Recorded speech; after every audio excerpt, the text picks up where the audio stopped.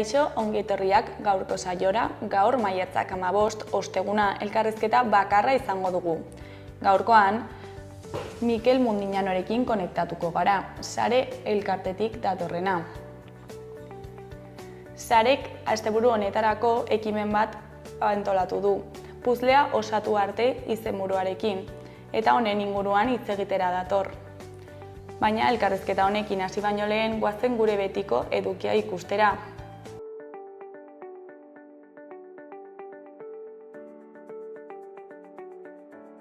Goazen orain gaurko efemerideak ikustera.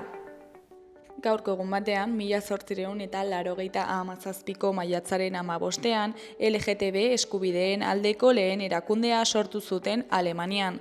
Batzorde zientifiko humanitarioa zuten izena, eta harreman homosexualak debekatzen zituen zigor-kodeko 175. Artikuluaren aurkako kanpainarekin hasi zuten bidea. Naziek gogor jazarri zuten eta 1933an desegin zen. Urte batzuk geroago, 1958ko maiatzaren 15ean, palestinarrek euren lurrak utzi eta erbestealdia hasi behar izan zuten, bezperan Israelgo estatutua sortu ondoren. Sionistek praktika terroristak erabiliz hainbat sarraski egin zituzten, Deir Yassin herriskakoa kasu, eta palestinarren artean izua zabalduta, 700.000 herritar baino gehiago bota zituzten euren lurretatik inguruko herrialde arabiarretara. Pertsona horiek ez zuten sekula beren herrietara itzultzeko eskubiderik izango. Egun berean, baina 1977an, amnistiaren aldeko bigarren astea amaitu zen. Amnistiaren aldeko batzordeek antolatuta Euskal Herri osoan mobilizatu ziren maiatzaren 8an hasita, frankismoak errepresaliatutako guztientzat amnistia eskatzeko. Poliziak gogor egin zuen herritarren aurka eta 7 hildako izan ziren aste osoan zehar, baita 10 zauritu ere. Eta bukatzeko 2013ko maiatzaren 15ean, Ondarroan Urtza Alkortaren atxiloketa zailtzeko zubi batean bildu ziren 100 lagun. Ia astebetez Alkorta babesten saiatu ostean, 100 poliziak joan behar izan zuten berau atxilotzera. Ertzaintzak indarrez atera zituen zubian elkarri helduta zeuden herritarrak. 4 ordu inguru zehar izan zituzten Ondarroarenganaren iristeko. Baionan hasi eta Donostian beste indar bat hartu ostean, herri harresiak indar handia hartzen hasi ziren atxiloketa politikoei aurre egiteko tresna gisa.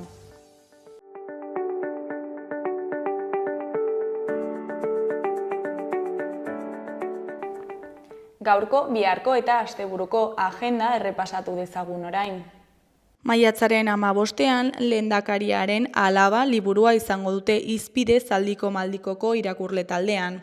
Iñaki Petxarromanen eleberria 2026an hasi eta 2040 arte arrapaladan eramango zaituen thriller azkar bat da. Euskal Herriko politika eta mundu mailako larrialdi klimatikoa uztartzen dituen distopia.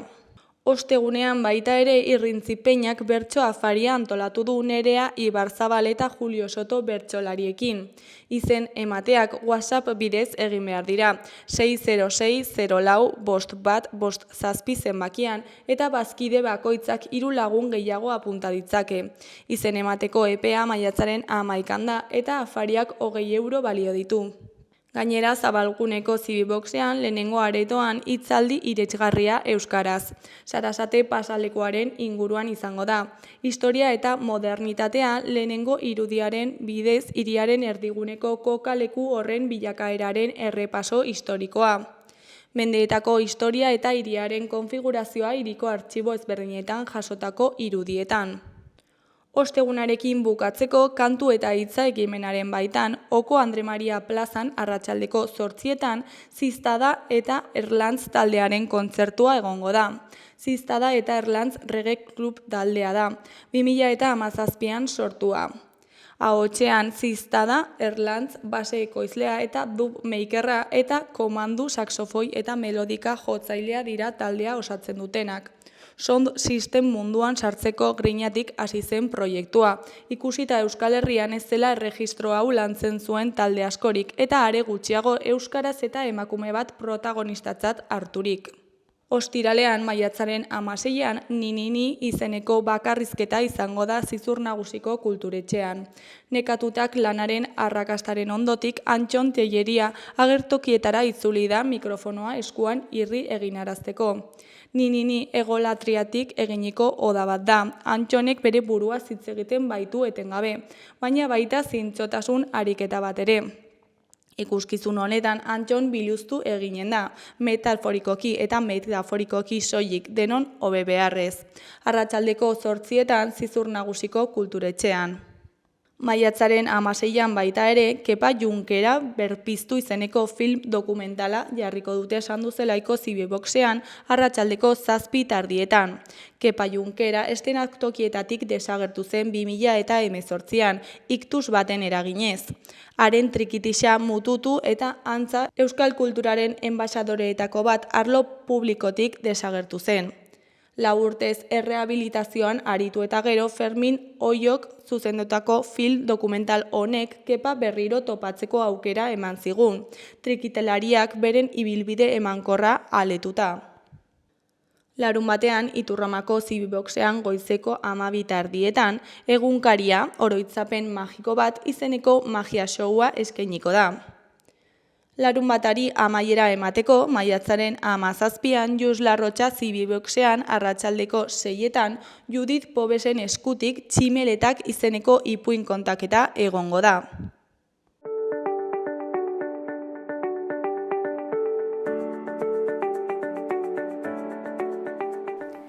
Ikus dezagun gaurko egunkarien azalek zer dioten. Diario de Notiziasen titular nagusian, AIREFek aurreratu du Nafarroak 2030ean ken dezakeela zorra. Zerga agintaritzak aurre ikusi du barne produktu gordinaren 1,1%ko superabita 4 urtean 1,8%ra igoko dela. Erkidegoak 2755,5 milioiko zorra zuen 2024en amaieran, bere barne produktu gordinaren 10,3%. Argazki nagusian, Vicente Moreno sadarreko jokalekura doan tuneletik irteten dugu. Honen titularrean Morenok Europan utzi nahi du Osasuna. Entrenatzaileak ezustean eta klubeko kargurik gabe alde egingo duela iragarri du. Hori koloreko argazkian makina bat Puelloko bide bateko lokatza garbitzen ari da. Honen lerroburuan 50 litro metro karratuko txingor bat Puello inguruan. Eskuineko aldeko berrietan batetik Euskaraldiak euskararen erabilera sustatzeko plana indartu du. Bestetik iraultzan oinarritutako kartel batek iragarriko ditu tuterako jaiak.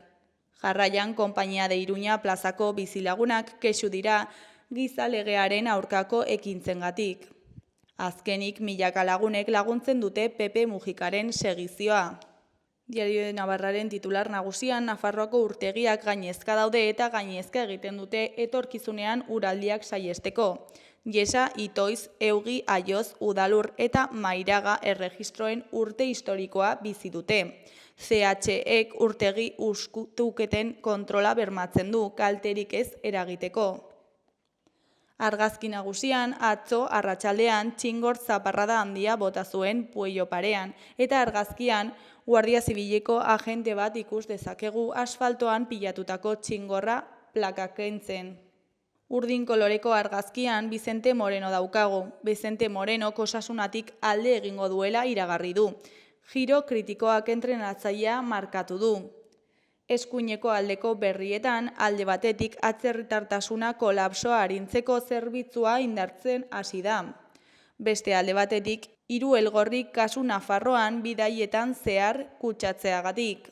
Jarraian Bortziretako larrialdi pediatrikoak Irundik Donostiara igaro dira. Bukatzeko Kat Fergusonek Movistar taldeari eman dio Navarra Women's Classic. Gara egunkariaren titular nagusian Donostia da gune tentsionatu izendatu duten lehen hiriburua. Adierazpenak 3 urteko indarraldia izango du hasieran, eta lakuaren arabera Gipuzkoako hiriburuarekin gordintasun bereziz lagako den bizitegi krisiari aurre egiteko politika publikoak aplikatzea ahalbidetuko du. Argazki nagusiaren titularrean Mujikaren agurrean entzun ziren hitzak ditugu. Ez noa, iristen ari naiz direnak. Erdiko berrietan, goikoan, Israelek azeleragailu kriminala zapaldu du Donald Trumpen bidaian. Behekoan, bat huts bat, lehen bat mailan mantentzeko urrats erraldoia. Aldeko berrietan, alde batetik euskaraldiarengatik gehigarri berezia dugu.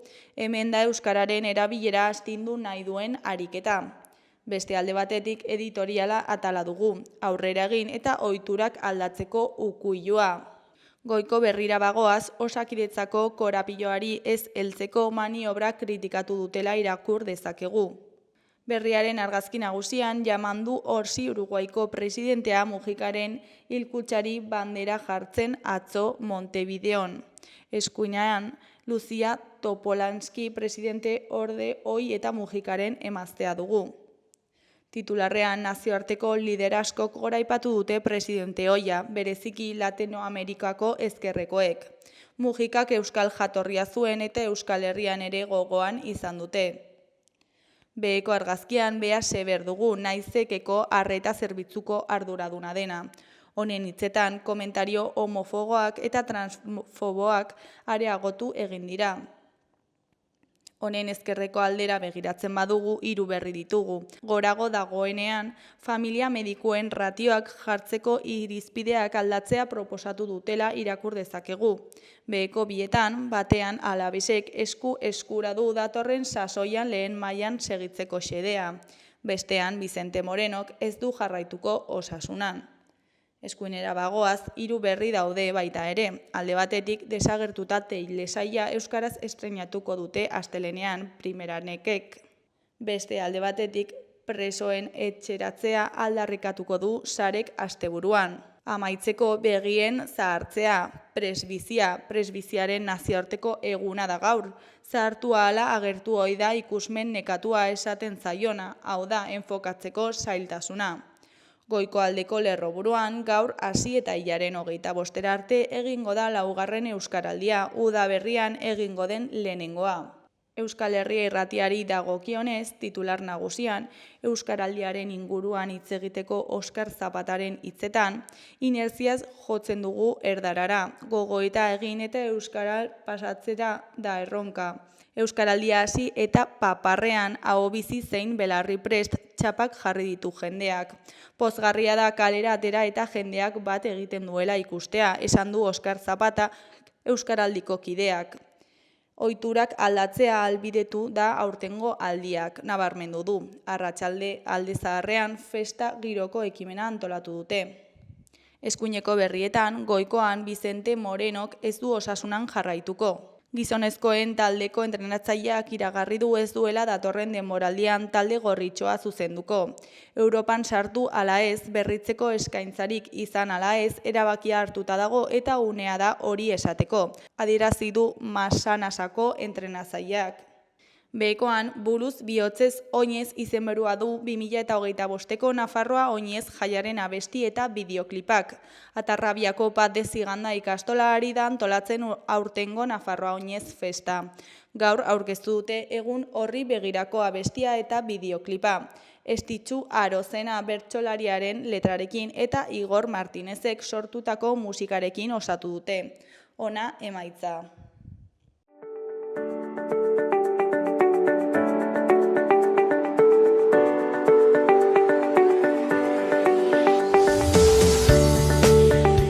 Kaixo, lehen esan dizuedan bezala, orain Mikel Mundinarorekin gaude, sareko kidea dena. Kaixo, zer moduz?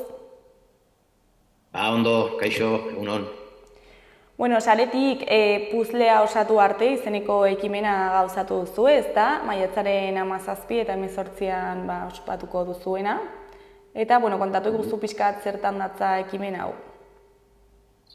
Pixka bat puzlea osatu arte ekimen honekin, nahi genuna zan pixkat metaforikoki ere bai, baina konponbidearen puzlea irudikatzea, ez? Egia da, ez genuela inola ere pentsatuko sare sortu zenetik, ia 11 urtera, ia 11 urte pasatu direnean, jarraitu beharko genuela oraindik orain euskal presoei ezartzen zaizkien salbuespenezko neurrien bukaera eskatzen, baina egia da ere bai, eta gogoratu behar duguna da, datorren urtean eta bere jarduna amaitu zuela, 5 urte beteko direnean, oraindik orain, hainbat direla salbuespen legal medio etxerako bidea oztopo duten euskal presoak. Ez eta aldi berean ere bai, deportatu eta ieslarien auziari edo eta biktima guztiek merezi duten aitortzari dagokionean ere bai, badaude oraindikan behin betiko itxi beharreko hainbat eta hainbat korapilo, ez?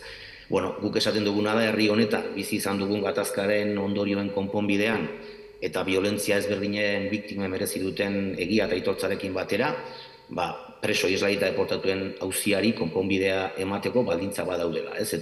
Eta beharrezkoa dela horretarako. Hortaz, puzlea osatu arte ekimen honekin hori nahi dugu nolabait ere azaleratu, ez? Konponbidea behar duela herri honek. Eta zergatik hautatu zue puzlearen irudia? Horrexegatik, ez azken batean, herri honetan eman den gatazkaren ondorioen konponbidearen puzlea, ez irudikatu nahi dugu, ez? Piezak behar ditugulako puzle oso hori osatzeko, ez? Eta gu konponbideaz ari garenean, aipatu dudan bezala, hori da, ez? Herri honetan horren beste urtez, horren beste sufrimendu eragin duen gatazkak utzitako ondorioen konponbideaz ari gara, ez? Eta hori, metaforikoki, puzle batekin irudikatu nahi izan dugu horregatik, ez? Pieza asko behar direlako puzle oso hortan osatu, nahi balin bat dugu elkarbizitza agertokietara jauzi egin, ez? Eta beraz, horregatik nolabait ere puzlea eta gure ekimen honen arteko parekotasuna. Eta, ekimen hau bieguneko martxa baten moduan antolatu duzue, 29 herrietan zehar abiatuko zarete, ze 29 herri dira hauek eta zergatik hautatu dituzue? Esan bezala, irudikatu nahi duguna hori da, ez? Gatazkaren ondorioen konponbidea aldarrikatzea eta zehazki salbuespen neurrien ondorioz etxerako bidea egin ezin duten presoen egoera azalaraziko dugu, ez? Momentu honetan 57 preso dira, erregimen itxian, 2. graduan, edo nolabait ere kalea zapaldu gabe dauden euskal presoak, 122, momentu honetan motivazio politikoko 122 euskal preso daude, eta horietatik 116 osatzen dute euskal preso politikoen kolektiboa, eta 116 horietatik momentu honetan 57 preso oraindik orain, esan bezala, erregimen itxi batean daude, nun kalea zapaltzeko aukerarik ez daukaten. Eta 57 preso horiek 28 herrietakoak dira. Hortaz, preso bakoitzaren herri horietan 15 minutuko geldialdiak edo ekitalditxoak egingo ditugu, furgoneta bat joanen da herriz herri 554 kilometroko bira bat osatuz, esan bezala, 57 preso hoien egoera azalaraziz, 28 herrietan. Aipatu zu egoera itxian daudela, zer esan nahi du honek eta nola da posible hainbeste urte pasa eta gero oraindik egoera horretan jarraitzea? Egia da, kondena luzea dituzten presoetaz hitz egiten ari garela, egia da urte asko daramatzaten presoetaz ari garela, eta egia da, gaur egungo analisia egiterako orduan, egia da, preso asko, hau da lehen aipatu dudan kopuru guzti horietatik, gutxi gora bera erdia edo, legeak eskaintzen dituen modalitate ezberdinen bidez, bere zigorraren azkeneko urteak kalea zapaltzen ari direla, ez? Badago horre modu 2. gradu fleksile bat 1.2 artikuluaren bidez, presoa espetxetik goizetik ateratzen dena eta gauean itzultzen dena, voluntario lanak egin edo lan ordaindu bat egiteko, badira ere bai, momentu honetan preso asko, 3. graduan, hau da, astelenetik ostegunera lotara joan eta gainontzeko egun osoan kalean ematen duten euskal presoak, baina badira beste batzuk oraindikan orain, eta salbuespen neurrien ondorioz, esan bezala, erregimen itxi batean daudenak, non oraindikan kalea zapaltzeko aukerarik ez duten. Eta berez guk, esaten duguna da, guk bakarrik ez, espetxe legediak eta bergizarteratze politikak, baldintzak betetzen dituzten kasuan, esaten duena da, zigorraren azkeneko urteak, erregimen irekian betetzeko aukera ematen duela, ez? Preso guztiei. Zer gertatzen da euskal presoen kasuan, salbuespen politika dela bide horren oztopo, ez? Eta guk esaten duguna da, lege arrunta aplikatuko balitz, hau da, lege normala aplikatuko balitz, salbuespena indargabetuta Euskal presoen 100% beteko lituzkela aukerak, izango lituzkela aukera modu batean edo bestean kalea zapaltzen. Osea, gainontzeko presoei lege arrunta aplikatzen zaie eta euskal presoei salbuespen legea eta horregatik ezin dira oraindik regimen irekian egon, ez? Hori da, labur esan da bai, egia da, espetxe legediak baduela nolabait ere bere bilakaera bat edo etxeratze bide bat gauzatua, hau da lehenengo graduan daude hasiera batean presoa, bigarren gradu labur bilduz esan da, bigarren gradura igarotzen dira eta bigarren gradutik baina bergizarteratze bidean nolabait hirugarren gradua edo erdi askatasunera, ez? Zer gertatu da urte guzti hauetan euskal presoak lehenengo graduan egon direla eta beraz etxerako bide hori gauzatzeko aukerari gabe zeudela eta momentu hontan bai behin Euskal Herrian daudela guztiak dauden nolabait ere bigarren gradu horretan, baina guztiak ez dauzkate kalea zapaltzeko nolabaiteko komilatartean onura horiek, ez? Eta guk esaten duguna da, eskubidea daukatela guztiek, etxerako bide hori legeak markatzen duen bidetik egin ahal izateko, ez? Baina, zer gertatzen da, hor badaudela bere garaian, 2003 urtean, Aznarren gobernuak, eta jardunean zegoenean sortu zituen salbuespenezko lege eta salbuespenezko politika batzuk, non propio gainera euskal presoentzako egina, non oztopatzen den eta blokeatzen den preso hauentzako etxerako bide hori, ez? Egia da, batzuk lortu dutela, baina egia da, beste batzuk momentu honetan, orain, salbuespen neurri hoien pean, ezinezkoa zaiela kalea zapaltzen hastea. Eta da posible orain salbuespen neurri horiek alde batera utzi eta legedia arruntean sartzea preso hauen egoera? Bueno, bai, indargabetu daitezke legeak, egia da legeak indargabetzeko gehiengo bat behar dela eremu politikoan eta bar, baina ez da hori kontua, guk ez dugu inkluso eskatzen lege horiek indargabetzea, baizik eskatzen duguna da, lege arrunta aplikatu ezkero, hauek indargabetu bere bai, lege arrunta aplikatu ezkero, badaudela momentu honetan baldintzak, euskal preso guztiak kalerako bidean jartzeko, ez modu batean edo bestean, aipatu dugun bezala, baina legeak eskaintzen ditu aukerak, preso bakoitzaren zigorraren azkeneko urteak erdi askatasunean edo nolabait ere bergizarteratze bide horretan kalea zapaltzen hasteko, ez modalidade ezberdinetan. Eta hori esaten duguna da eguneko egunean aplikatu daitekeela. Hortaz ez dugu beste munduko inongo privilegiorik eskatzen, ez dugu inongo impunitaterik eskatzen, baizik eta lege arrunta aplikatuta konponduko genuke presoen auzia. Eta familia eta herriari, Euskal Herriari orokorrean, nola eragiten die egoera honek? Bueno, oraindikan sufrimendua eragiten du, ez? Azken batean gu esaten ari garena, orain sufrimendua eragiten duten auziekin bukatu behar dugula, ez? Eta konponbidea hitz egiten dugunean, hortaz ari gara hitz egiten, ez? Horren beste urtez, horren beste sufrimendu eragin duen gatazkak, utzitako ondorioen konponbidea behar bat dela herri honentzako, ez? Eta zentzu horretan, orain sufrimendua eragiten duten auzi horiek, atzean edo iraganean gelditzea guretzako herri honek aurrera egin dezan behar bat da, ez? Herri gisa aurrera egin nahi baldin badugu, beharrezkoa dugu elkarbizitza agertokietara jauzi egitea eta herri gisa aurrera egin nahi badugu ezinbestekoa dugu behin betiko konponbidean jartzea, ez? Azken batean, eta metafora berriro ere erabiliz, herri gisa aurrera egin nahi badugu ezinbestekoa dugu konponbidearen puzzle hori osatzea. Ere eskatzen duzue bizikidetza bidezkoagoa, zein da zuentzako hau lortzeko bidea? Hau lortzeko bidea borondatearen esku dago, baina guk azken batean etorkizunari begira jarri nahi dugu eta injustiziarik gabeko bake baten alde, indarkeria guztien amaieraren alde eta egiazko bizikidetza hori lortzeko beharrezkoak diren konponbidea zari gara hitz egiten, ez? Uste duguna da, urtetako gatazka honek behin betiko behar dituela konponbidea elkarbizitza eta bakea, eta zentzu horretan konponbidea eta beraz, konponbidearen puzzle piezen osatze hori, guztion artean egin beharra daukagula, ez? Nahi baldin badugu, esan bezala, elkarbizitza agertoki batera jauzi egin. Eta zer esango zenioke jendeari martxan parte hartzera animatzeko? Bueno, aipatutakoa, ez?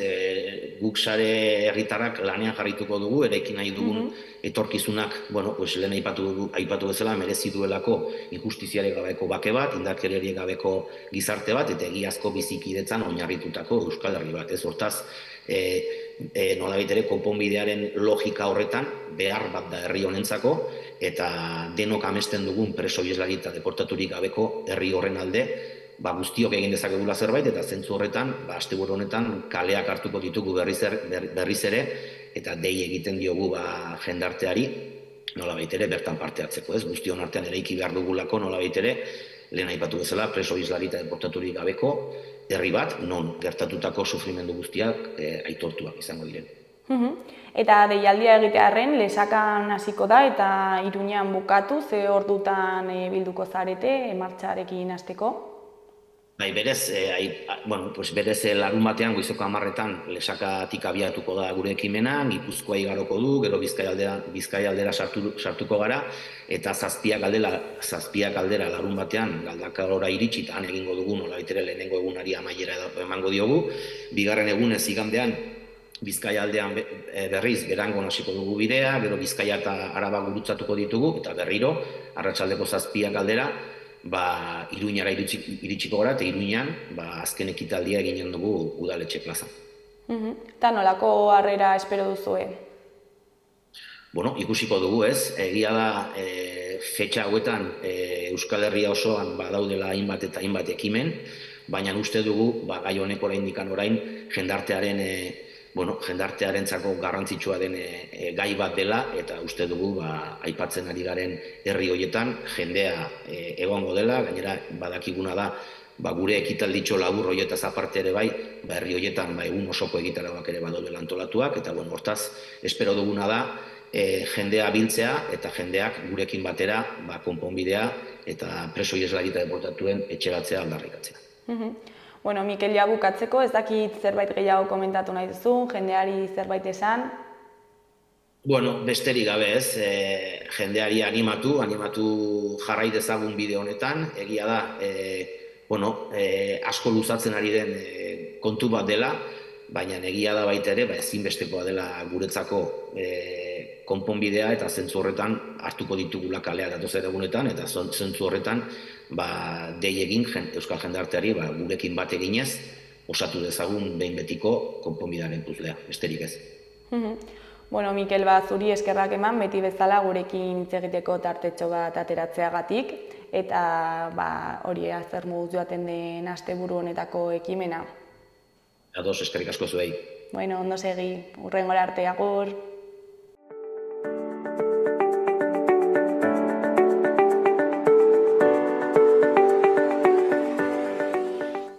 Gaurko eta biharko eguraldiaren iragarpena ikusiko dugu orain.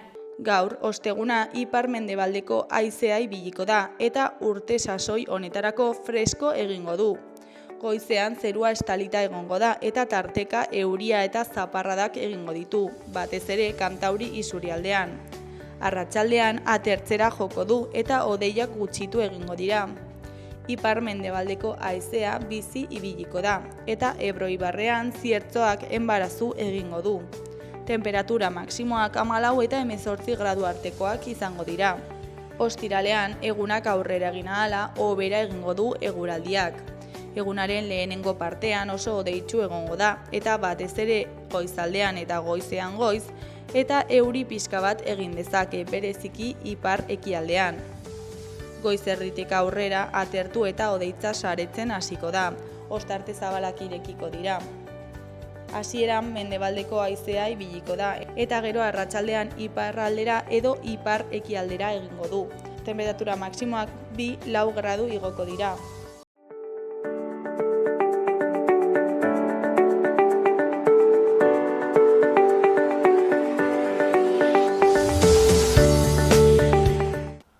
Goazen orain parlamentuko galderak ikustera.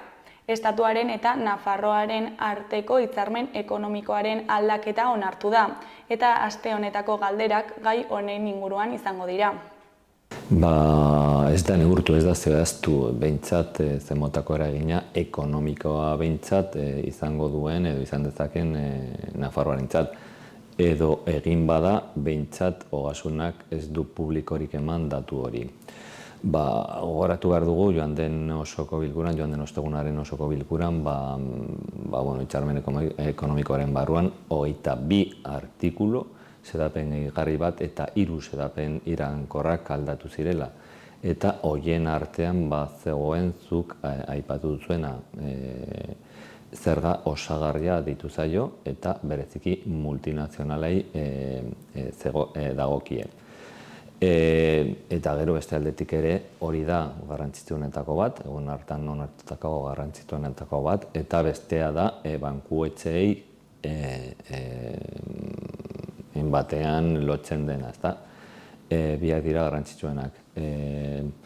Zenbat esan dudan bezala ez da neurtu, ez da zehaztu, beraz ez dakigu zen motako eragina izango duen Nafarroako ogasunean.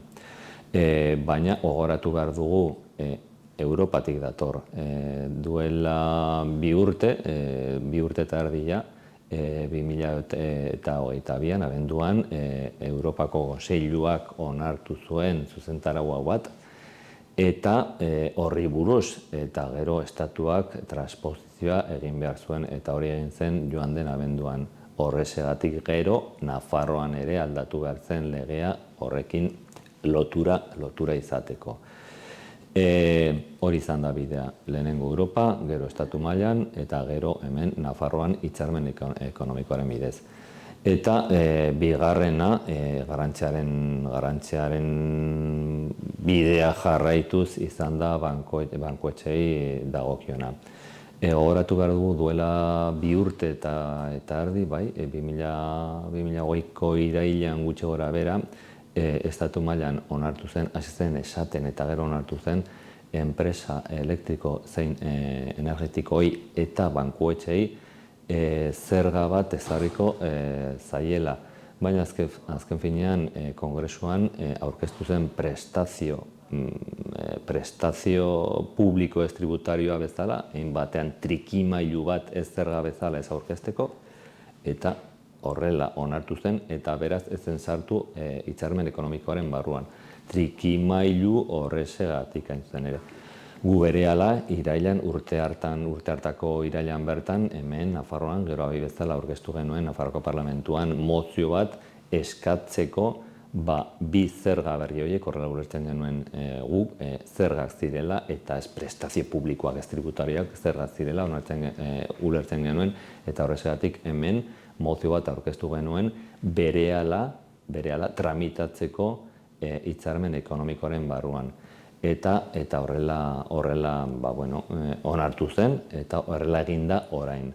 Ez zoritxarrez enpresa elektriko eta energetikoei buruzkoa, baina bai bankuetxeena lotuta dagoena. Hasteko, hitzarmen ekonomikoaren azken aldaketarekin bi zerga berri kudeatu ahal izango ditugu hemen Nafarroan. Alde batetik komentatzen duzuna, zerga osagarria hori da multinazionaleen gutxieneko zerga maila bermatzeko, eta beste aldetik bankuen interesen eta komisioen gaineko zerga bat kudeatuko dugu ere. Hori da berri ona, Euskal Herria Bildurentzat, zergatik zeren uste dugu txikia izan da ere, urrats bat dela subiranotasun fiskal handiago bermatzeko. Guk uste dugu autonomia fiskal gero eta handiago, orduan eta gure ongizate maila handiago izanen dela. Zeren guri eragiten digun guztiari erabaki nahi dugu, horrela pentsatzen dugu. Defendatzen dugu subiranotasuna arlo guztietan eta zerga sisteman ere. Nafarroan kudeatzen ditugu zuzeneko zergak, IRPF, patrimonio, elkarte zerga, baina Euskal Herria Bildun zerga guztiak kudeatu nahi ditugu. Zuzeneko zergak eta zeharkakoak ere. Zerga berriak sortzeko aukera izan nahi dugu, eta existitzen diren zergetan kudeaketa osoa izan nahi dugu. Kontigo zurekin ustez, hitzarmen ekonomikoa hau aldatuz, aurrepauso berri bat ematen da gure autogobernua indartzeko. Gure autogobernua da Nafarrok dugun tresnarik onena gure eskubide demokratiko eta sozialak sakontzeko eta komunitate honetako langileen gehiengo zuzenentzat ongizate maila handiagoak irabazteko. Beraz, multinazional handiei eta finantza sektorei zergak igotzean, uste dugu zerbitzu publiko hobeak emango dizkiela gure foru komunitateko langile familiei guztiei.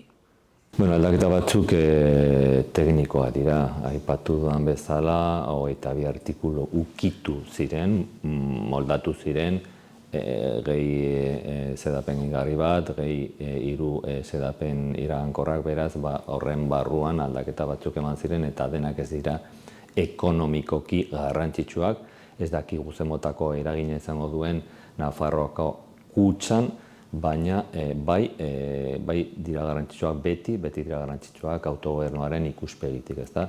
Beraz, estatu mailan aldaketaren bat ematen bada gurekin lotura duen lege batekin, berehala egin behar da aldaketa bat hemen Nafarroan ere, beraz aldaketa horiek guretzat garrantzitsuak dira, behintzat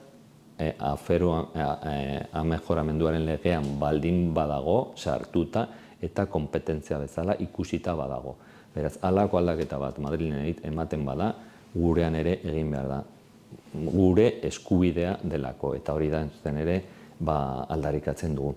Baina, esango genuke, eta horrela adierazi genuen osoko bilkuran, batzutan garrantzitsuak direla ematen ez diren aldaketak, ematen direnak baino. Eta kasu horretan guk aldarrikatu genuen, horri buruz hitz egin genuen, bezari buruz adibide bat. Zer gertatzen da bezarekin? Hemen Nafarroan sartutan dago hitzarmen ekonomikoan, baina bakarrik kudeaketa egiten dugu. Ez dugu eskubiderik arautzeko. Eta gogoratu behar dugu, beti izan da garrantzitsua beza, baina are gehiago azken urteotan. Gogoratu behar dugu, COVID dela eta Ukraina gerra zela eta gero etorri zen energiaren garestitzea eta gero izugarrizko inflazioa. Eta estatu mailan ukitu zen produktu batzuen beza. Kasu batzutan geizteko, beste kasu batzutan desagerarazteko aldatu ziren, orain aldatzen ari da berriro, baina garai hartan horrela halako moldaketa egin ziren, eta guk halako galderak botat genuen joan den osoko bilkuran. Zen motako aldaketak egin genezakeen Nafarroan gure eskutan izan balitz, ez dugu erantzunik gure eskutan izan ez zelako. Eta horrexegatik zuzen ere eskatzen dugu, aldarrikatzen dugu, bezaren ez bakarrik kudeaketa, baizik eta arautzeko eskubidea. Eta beste adibideak jarri genuen ere, zer gertatzen da hitzarmen ekonomikoko 54. artikuluarekin. Horretan idatzita dago, horrela da artikulu horren izenburua, Nafarroak bere gain ez dituen hartu karga, estatuaren kargak, eta horren barruan daude estatuko zor guztien interesak eta amortizazio kuotak. Beraz, Nafarroak ordaindu behar du zor guztien amortizazio kuotei eta interesei buruz, eta duela 4 urte eskatu genuen mozio baten bidez, hemen Nafarroako Parlamentuan, gero baik aurkeztuta, eskatu genuen erredakzio hori aldatzea. Une honetan, zorroiek oso importantea direlako, eta pentsatzen dugu guk ez badu parte hartzen, horiek eskatzen, ez dugula ordaindu behar guztiak, ez da, ordan pizkat buelta bat ematea erredakzio horri justuago izateko. Zoritzarrez momentuz ezin dugu, jakin, denborak esango du zeren nola garatuko denaren arabera, ze neurri zehatzak hartuko dituztenaren arabera, izango ditugu emaitzak. Kasu batzuetan, eskumena lortzeak ez du esan nahi diru bilketa handituko denean.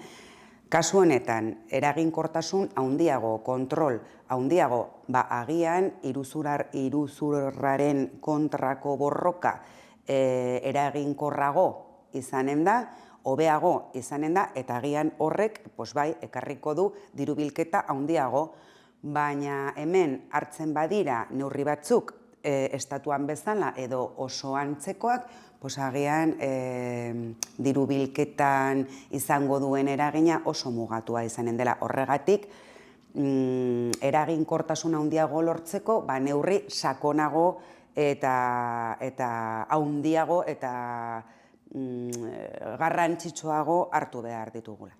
Esan dugun moduan, hau ere modu positiboan ikusten dugu eta uste dugu modu positiboan egingo duela Nafarroko zerga bilketan, ez? Horrela Nafarroko zerga eta zerga autogobernua indartzen baita, eta esan dugun moduan, Nafarroko komunitateko langile familien eskubideak handituko eta bermatuko dira. Lehenago esan dudan bezala, batzutan artikulu batzuk moldatu behar dira, gaurkotu kasu honetan, gaurkotu behar dira, esan dut, kopuruak kasu honetan, ez da. Guk uste dugu duela 25 urte euro jarri zenean, ezarri zenean, 10 milioi horiek duela 25 urteko 10 milioiek ez dute zer ikusirik gaur egungo 10 milioiekin. Zorionez eta zoritxarrez, inflazioa dela eta ez dute balio berbera eta horrexegatik aldatu, gaurkotu behar dira. Eta entzuten ere horrexegatik 10 milioitik 12 milioira pasada. Besterik ez horrela ikusten dugu, gaurkotasun teknikoa ere dela bereziki horrexegatik. Nik esango nuke bi arrazoiengatik. Hasteko hazkunde ekonomikoara eta inflazioara egonkortzeko zerga. Eragiketen volumen nominalak gora egiten du denborarekin hazkunde ekonomikoarengatik, hasteko eta gero ere inflazioarengatik. Horregatik zergak egonkortu behar dira eta hau da arrazoi bat. Beste arrazoi bat da simplifikazio administratiboa. Umbrala igotzen bada, enpresa gutxiagok tributatu egin beharko dute zerga honekin, eta burokrazia murrizten da eta tramiteak simplifikatzen dira, eta hau da errazago ere enpresentzako. Estatu zerga legearen transposizio tekniko bat da, eta estatu mailan egin den berdin, Nafarroan horrela egin izan behar da. Kontigo zurekin, adierazten nahi dugu, bi gobernurekin gure autogobernua indartzen dugula, neurri honekin, eta estatuko gobernuaren zerga gaitasuna, gaitasun honekin irabazten dugu autogobernua hemen Nafarroan. Datorren ostegunean hasiko da Euskaraldia, guk uste dugu ekintza oso polita da Euskararen alde, eta bereziki animatu nahi dugu, atzo bertan parlamentuan onartu zen mahaian, ez zen onartu talde guztien botoekin, baina onartu zen, eta hori da garrantzitsuena, onartu zen Euskaraldiaren aldeko deklarazio bat, eta hemendik nik ere aprobetxatu guk, gero abizela aprobetxatu nahi dugu jende animatzeko, parte hartzeko, izugarrizko ekimen soziala delako, aspalditik datorrena, eta animatzen dugu jendea belarri prest edo bizi figuretan parte hartzeko. Ahalik eta jende gehien parte hartu behar dugu ekimen honetan, eta horrexegatik animatzen dugu jendea parte hartzeko. Hain zuzen ere egingo diogu datorren osoko bilkuran Ana Ollo konseilariari egingo diogu horri buruz galdera bat aprobetxatuz Euskaraldia hasten dela eta aprobetxatzeko ere jende animatzeko parte hartzeko. Gai librea, dakizuenez, aste honetan ospatuko dugu Euskaraldiaren 2024-2025 edizioa, elkar mugituz egingo dugu lelopean, parlamentu honetan atzo zoritzarrez ez zen atera adierazpen instituzionala aho batez atera behar delako, eta eskuinek, bai UPNek, Voxek eta PPek kontra bozkatu zuten, baina parlamentuko mailan lortu zen akordio bat euskaraldiarekin bat egiteko aurten ere, eta euskaraz dakiten edota ulertzen pertsona guztiei dei egiteko parte hartzeko bai kalean eta bai parlamentu honetan egingo diren jardunaldi guztietan ordezkari guztiok eta langile guztiok parte hartzeko dinamika horretan hain polita eta hain erabilgarria gure hizkuntzarako. Gaur, gai libra hitz egin nahi dugu LGTBI-fobiaren kontrako edo aurkako nazioarteko eguna. Izango da datorren larun batean, maiatzaren 17an, eta guk egiten dugu bat ere Nafarroko gobernuko adierazpen instituzionalarekin. Honek onartu zen eta horrekin batera onartu zen kolektibo honetako pertsonak eskubide berdintasunaren alde egin behar dugula, ez? Eta sexu identitate eta genero adierazpen dela eta gorroto delituak salatu egiten ditugu ere.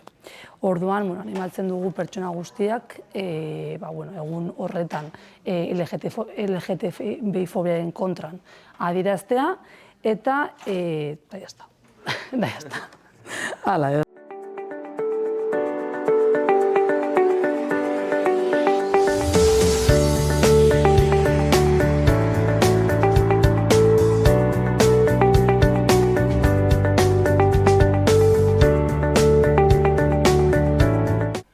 Gaurkoz hau izan da dena, bihar itzuliko gara eduki eta elkarrizketa berriekin. Egun ona pasa, agur!